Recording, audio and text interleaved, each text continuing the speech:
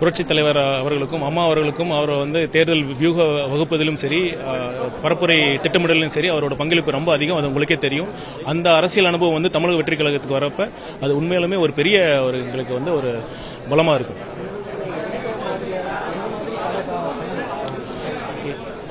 திரு அண்ணன் அவர்களை எந்த மாதிரி பயன்படுத்துக்குன்னு கேட்குறீங்க. அவர் நாங்கள் முழுமையாக அவர் பயன்படுத்திக்க தான் போகிறோம். நாங்கள் தலைவர் அவர்கள் அதில் ரொம்ப தெளிவாக இருக்கார்.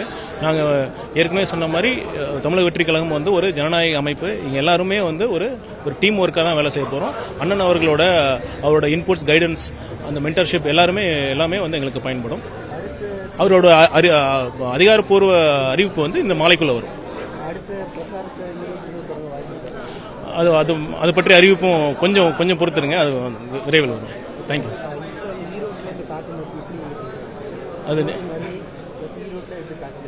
கொங்கு ஈரோட்டில் மட்டும் இல்லை, கொங்கு மண்டலத்தில் மட்டும் இல்லை, தமிழகத்திலே ஒரு பெரிய தாக்கத்தை ஏற்படுத்தியிருக்கு.